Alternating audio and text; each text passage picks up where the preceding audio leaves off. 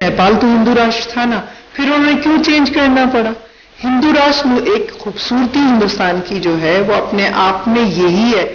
कौन से मुस्लिम राष्ट्र या हिंदू राष्ट्र होने से कुछ उसमें फूल खिल जाएंगे या कुछ अलग चीजें हो जाएंगी? हमारे यहाँ की खूबसूरती यही है कि हमारा हिंदुस्तान वो बाग है जिसमें हर तरह के फूल खिले हुए हैं। कि रामनवमी पे खामखा मंदिर बनाते हैं और मंदिर जाते हैं, क्योंकि जब कि टारगेट तो ये है कि हमें मस्जिदों में जाना है, मस्जिदों के सामने नाचना है, वहीं गाने गाने हैं।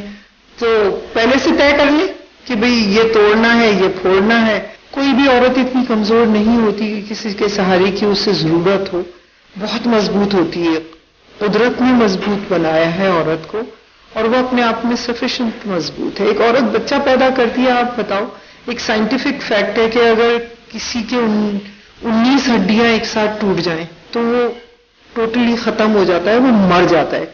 लेकिन अगर किसी औरत को जो बच्चा पैदा करती है वो इतनी तकलीफ उठाती है कि जिसके 21 हड्डियां टूटें और वो उसे बर्दाश्त करती है, तो आपने कैसे उसे इतना कमजोर समझ लिया?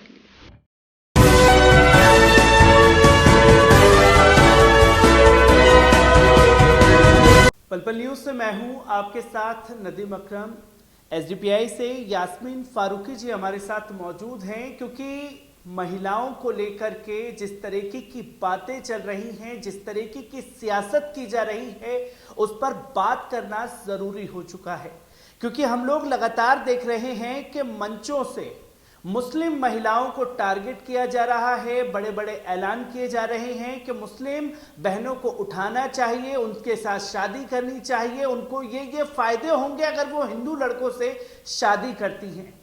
इसी पर हमसे बात करने के लिए यास्मीन फारूकी जी मौजूद हैं। मैम, क्या मुस्लिम महिलाएं या मुस्लिम बहन बेटियां इतनी कमजोर हो चुकी हैं कि उनके लिए मंचों से ऐलान हो रहा है कि उन्हें उठाना चाहिए, उनके साथ ये करना चाहिए, तमाम तरीके की बातें? देखिए, कुछ राजनीतिक पार्टीज़ जो हैं वो उनका काम ही सिर्फ भ्रम फैलाना है, भ्रम फैलाना है, और धर्म के नाम पे ही उनकी राजनीति चलती है। एक बहुत आसान सी बात है, लोगों की पुरानी एक कहावत है कि धर्म जो है वो सबसे बड़ा नशा है, और वो नशा पिला के आप दुनिया का सारा काम करवा सकते हो, गलत सही सब कुछ। राजनीति पहले भी चल रही थी, आज भी चल रही है, दुनिया पहले भी चल रही थी, आज भी चल रही है। मुस्लिम महिलाएं पहले भी थी, लेकिन मुझे ऐसा लगता है कि अब ज़्यादा तरक्की याफ्ता हो गई हैं, लोगों के जहन भी खुल गए हैं, और एजुकेशनली उसमें मैदान में बहुत अच्छे और आगे अच्छे तरीके से बढ़ रही हैं। ये एक मुझे मजाक जैसी चीज़ लगती है कि किसी के साथ शादी करने से आपकी तरक्की होती है। आपकी तरक्की आपकी ज़ातियत है और आपकी अपनी एबिलिटी पे और अपनी काबिलियत पे होती है। वो किसी से, वो हिंदू मुस्लिम या क्रिश्चियन या सिख ईसाई से शादी करने पे डिपेंड नहीं करती है, वो आपकी काबिलियत पे डिपेंड करती है। तो मैं तो एक आपके बल के थ्रू एक ये मैसेज देना चाहूँगी कि अपने ही टांगें सबसे बड़ी मजबूत चीज़ होती है, उस पर ही खड़ा हुआ जाता है, कभी दूसरों की टांगों पे नहीं चला जाता है। अपनी टांगें मजबूत कीजिए। क्योंकि मैम, हम लगातार देख रहे हैं भ्रम फैला दिया गया है इस्लाम को लेकर के, मुस्लिम महिलाओं को लेकर के 40-40 बच्चे पैदा किए जाते हैं और 3-3 तलाक, उनको 3 तलाक का सामना नहीं करना पड़ेगा। क्योंकि हम लगातार, क्योंकि एक दो नहीं, क्योंकि ऐसी रैलियां महाराष्ट्र में 4 महीने के अंदर, जो भगवा रैली उसे कहा जाए, भगवा मंच कहा जाए, जिस पर 4 महीने में 50 से ज्यादा रैलियां हुई, और सीधी बातें जो हैं मुस्लिम महिलाओं के इर्द गिर्द ही घूमती रही हैं। कितना खौफनाक मंजर हो चुका है जिस तरीके की तस्वीरें सामने। देखिए, ये उनकी राजनीति है, वो ऐसे ही करेंगे।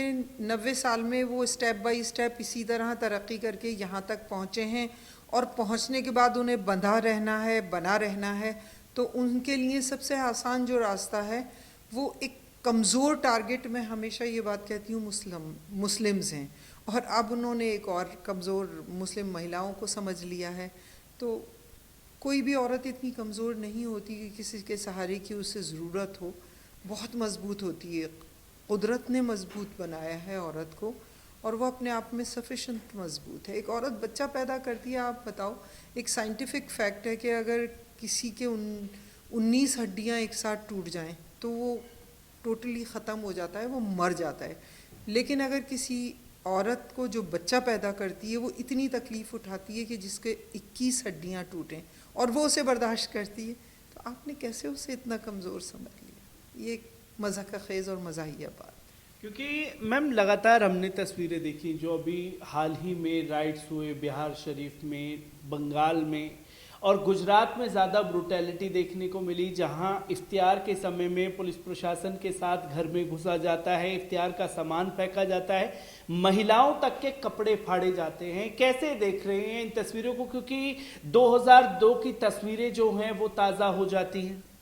देखिए, ये तो एक आम तमाचा है मेरे ख्याल से उन सरकार पे, उन सरकारी तंत्र पे कि अगर आप लॉ एंड ऑर्डर आपके बस का नहीं है और आप इस तरह की बात हो रही है, तो ये तो उन लोगों के ऊपर है और वो कहीं ना कहीं भुगतेंगे। देखिए, कोई भी चीज़, ना तो हिटलर रहा ना मुसोलिनी रहा, कहीं पे भी कोई भी जालिम जो है वो बहुत देर तक नहीं चलता है, कहीं ना कहीं उसका एंड है ही है। सबका एंड होगा, आप बेफिक्र रहिए। क्योंकि सबका एंड तो होगा, पर यहाँ मंचों से ऐलान कर दिया जाता है, खासतौर पर बिहार शरीफ की बात की जाए, देश के गृह मंत्री इतने कमज़ोर हो चुके हैं कि वो वहाँ मंचों से कह रहे हैं कि हमें 40 सीटें दीजिए 2024 में, फिर 25 में हमारी सरकार बनाइए, हम दंगाइयों को उल्टा टांग देंगे। देखिए, हर एक राजनीति के हरबे हैं, उन्हें भी हक है अपना हरबा निभाने का। कुछ लालच में काम होते हैं, कुछ ताकत से होते हैं, कुछ मोहब्बत से होते हैं, तो वो एक जो कहावत है ताम दंड भेद सब कुछ इस्तेमाल किया जाता है। यही आजकल की गंदी राजनीति हो गई है और लोग उसी को फॉलो कर रहे हैं। क्योंकि हम लगातार देख रहे थे कि बिहार शरीफ में जो अजीज़िया मदरसा है उसको आग के हवाले किया गया और बीते 7-8 सालों से ये चलन ज़्यादा हो गया कि मस्जिद के सामने जाओ, भड़काओ, गाने बजाओ और तलवारें लहराओ, बंदूकें लहराओ, कोई आपको रोकने टोकने वाला नहीं है। और अगर रोक टोक दिया जाए तो सेम जगह देश भर में एक ही पैटर्न के मुसलमानों की तरफ से पत्थर चला दिया गया। वो कैमरे लगाने पड़ेंगे। मतलब मैं तो एक जगह किसी का कोटेशन था, मैंने पढ़ा था कि रामनवमी पे खामखा मंदिर बनाते हैं और मंदिर जाते हैं, क्योंकि जब कि टारगेट तो ये है कि हमें मस्जिदों में जाना है, मस्जिदों के सामने नाचना है, वहीं गाने गाने हैं।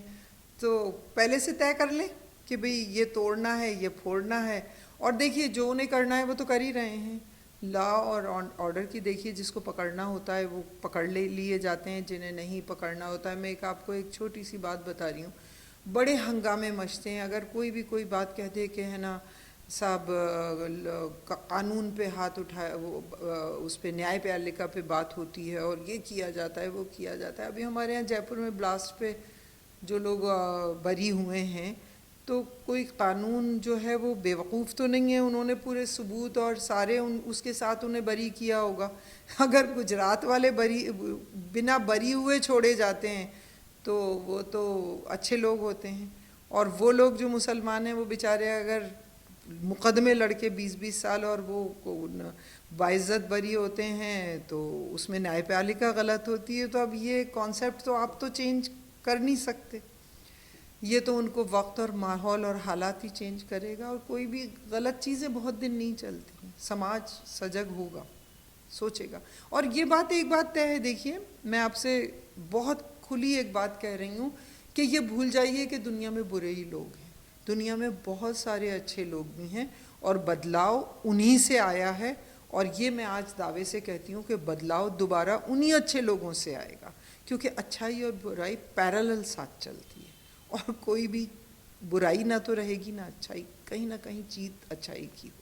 क्योंकि मैम हम लगातार देख रहे हैं कि कहीं ना कहीं सॉफ्ट टारगेट जो है इस्लाम और मुसलमान है। क्या जो हरकतें देश में हो रही हैं, कुछ लोगों को ये लगता है कि वो ये सब हरकतें करके इस्लाम और मुसलमानों को मिटा देंगे? क्या ऐसा संभव है? जिस तरीके का प्रिपरेशन इन लोगों ने तैयार कर दिया है। देखिए, इस्लाम जो है वो पूरी दुनिया में टारगेट है इस वक्त, और कहीं पे भी जो लोग थोड़ा सा ताकतवर होने लगते हैं, आपने देखा होगा कि जो भी ताकतें ज़्यादा बढ़ी, जो इस्लामिक मुल्क ज़्यादा ताकतवर हुए, उन पे कहीं बाहरी से हमले करके उनको कमज़ोर करके ख़त्म कर दिया गया। तो देखिए ये यहाँ दुनिया जो है ना वो लड़ाई ताकत की है, गद्दी की है, राज करने की ताकत है का वो है बस, और कोई लेना देना नहीं है। जहाँ जो ताकतवर है वो राज कर रहा है बस।